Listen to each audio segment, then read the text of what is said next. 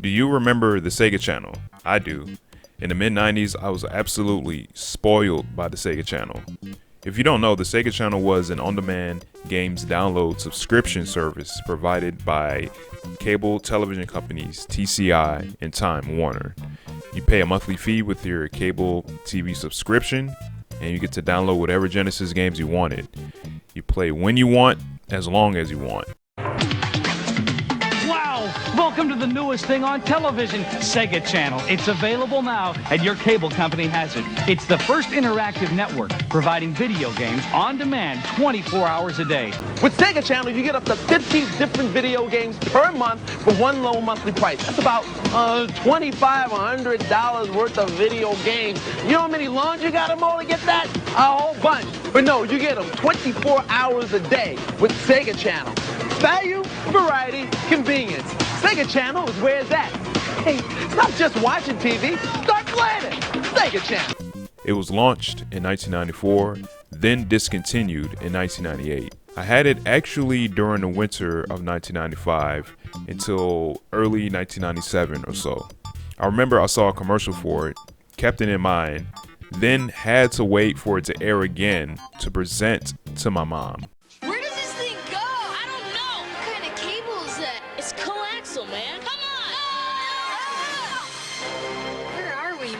This is crazy. Yeah, but it's cool. Whoa! Got cable TV?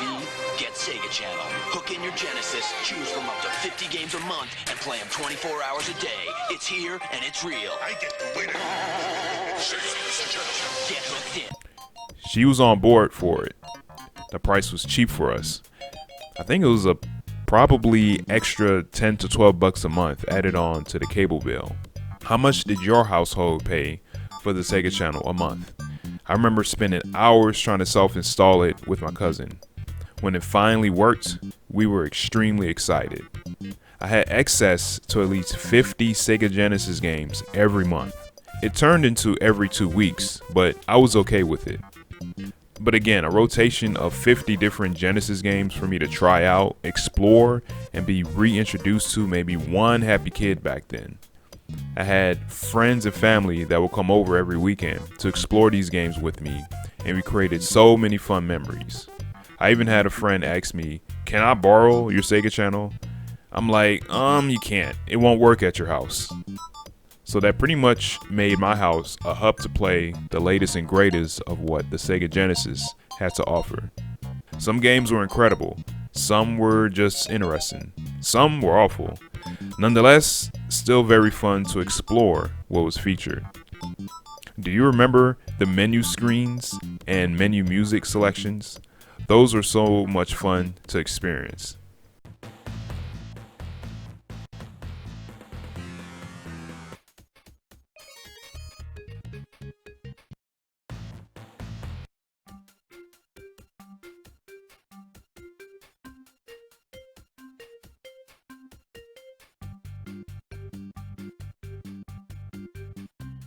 Do you remember being introduced to a new menu screen background whenever it was time for a new rotation of games? I remember once I woke up in the middle of the early morning to catch what was new. Do you remember the waiting screen while the games loaded up? Seeing gaming news, tips and cheats, fun jokes, information on contests, and more? Do you remember the games you played through the Sega Channel? I do. Let me share with you the games that I was introduced to through the Sega Channel. Gunstar Heroes. We had so much fun with this game, especially with 2 players. Art of Fighting. Me and my family used to play this so much, and I love playing 1-player mode. Body Count. Alright, this was like a weird sort of like rail shooter that wasn't released in North America. Beyond Oasis. This is one of my favorite Genesis games. When I first played it, I absolutely loved it. Chikan the Forever Man. This game was very, very dark and creepy, and very, very challenging too. The Road Rash series. I started with 3, then played 2, then the first game. The Phantasy Star series. I liked 4 the best. Shining Force 1 and 2. I love Shining Force 2. It was an introduction into turn-based strategy RPGs for me at the time. Thunder Force 3 and 4. Very challenging horizontal shmups. and I love the backgrounds and speed of the action. Biohazard Battle. Another horizontal shmup that was very challenging for me at the time. That was kind of weird. Golden Axe 3. I love this game. And it's the first Golden Axe I ever played in a series. I think it's better than Street Rage 3, to be honest. Mega Bomberman. This was my introduction into the Bomberman series. Pulseman. I love this game. My cousin loved coming over every weekend to play it. We were blessed to play this since it was never released in the USA. The Immortal. Very creepy, isometric, horror fantasy adventure game with some very, very graphic fatalities. Shadowrun. You know how I feel about Shadowrun, one of my favorites on the Genesis. Contra Hardcore. This game was amazing. I love playing this game with a family member. It was very challenging though. Richard's Scary Busy Time. This was an amazing educational game that has some amazing voice samples. Mega Man Wily Wars. I was never really into Mega Man, but this collection introduced me into the series. Skitchin. This was basically Road Rash on rollerblades. I like the fun atmosphere of the game and how you can do tricks. And there was combat too. Barkley Shut Up and Jam. I wasn't into NBA basketball simulation games, so I had a lot of fun with this street ball game. Look at that roster though, and it has some pretty cool backgrounds and courts you can play on as well. Tiny Toon Acme All-Stars. I love this game. This game had a lot of different sports events that were very fun and easy to play. Best of the best championship karate. I love how realistic most of the moves were in this game. Pirates Gold. This is one of my favorite Genesis games. I love the amount of stuff you can do in this game. And it definitely feels like an open world game. Nightmare Circus. This game was trash, but I liked the move animations. Outrun 2019.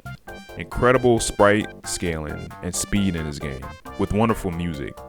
Outrunners. I love how colorful and joyful this game was for me. I love the music too. Junction. This puzzle game was kind of weird, but I still appreciated its uniqueness. Battle Frenzy. Me and my cousin loved this game. It's a first-person shooter that wasn't released in USA. Alien Storm. This was a fun beat 'em up. It's a little weird, but it was still very fun. I loved it. Zombies Ate My Neighbors. Oh man, me and my cousins loved playing this game. It was tough though. Lethal Enforcers games. We didn't have a light gun, but we still loved it. I think out of the two games, Lethal Enforcers 2 Gunfighters is my favorite. Cheeky Cheeky Boys. This was a very cute and adorable platformer that was kind of tough for me. Comic Zone. I love this game so much. The concept of being trapped inside of a comic book and fighting bad guys appealed to me so much. Just an amazing game. Crackdown. This was like a top-down maze-like shooter that myself and my family love to play. The concept is that you set bombs and try to get the hell out of there. Flashback. Oh man, this game took me a while to appreciate because it was such a change of pace from other side-scroller games. It felt like a puzzle platformer game with strange controls, but with a calm, strange cyberpunk atmosphere. General Chaos. This was like a turn-based strategy action game where you control a small army versus another small army. Very, very fun, with a lot of funny animations. Doom Troopers. This was like a running gun with pre-rendered graphics. This was pretty fun. I mean, I couldn't get into it too much, but it was okay. Vector Man. I remember this game looking so cool, but I just couldn't get past the first or second stage. Aladdin. Oh man, this looked just like the Disney film. Very colorful and easy to get into. Pinocchio. I remember being so impressed by this game. It's just so much that you can do, and it's very well animated with beautiful backgrounds. Bernstein Bears. Yeah, this was like a kid's game, but it was like so much fun and easy to get into. Beast Wrestler. Oh man, this game was not that good thinking about it now, but we had fun playing it back then nonetheless. Mutant League Hockey and Mutant League Football. I remember watching the cartoons, and I didn't know that they actually had a video game of it. Wacky Worlds Creativity Studio. Oh my gosh, this was so much fun. It was like a art software type game where you get to like piece together all these like different like sprites and backgrounds and stuff and make animations. It was so much fun. Balls 3D. I thought it was a cool game. Not too crazy of a fighting game, but very interesting nonetheless. Brutal Paws of Fury. Oh man, this this game was a trip.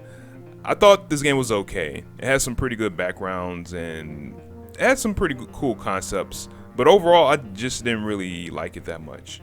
Alien Soldier. This was made by Treasure, who did Gunstar Heroes, and this was a very impressive side-scrolling action shooter game. I remember it being very tough. I couldn't clear the first level when I used to play it back then, but I just loved how it looked and how it played. Light Crusader. This was another Treasure game. I think it was like a action RPG game that had a isometric view. I couldn't really get into it that much though, but I remember it being just cool just to experience for a little bit. Landstalker. This was another isometric RPG action kind of game.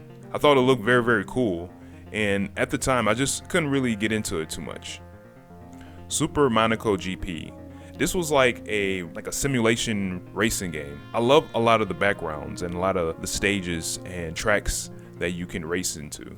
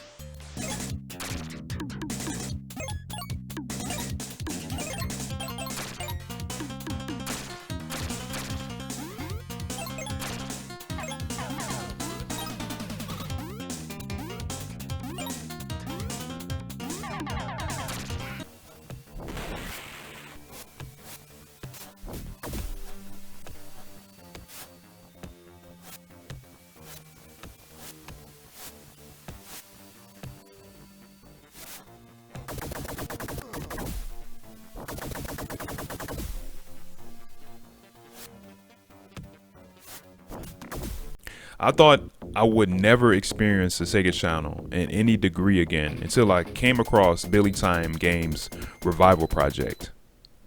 What's the Sega Channel Revival Project? Basically, it's a fan-made remake of the Sega Channel service that was released or provided by cable subscription services back in the mid-90s. Check it out if you want to experience the Sega Channel again in an offline setting. Also, did you know that the Sega Saturn was possibly going to get its own Sega Channel for its games? Too bad it didn't happen. What are your favorite games that you played through the Sega Channel? Let me know in the comments.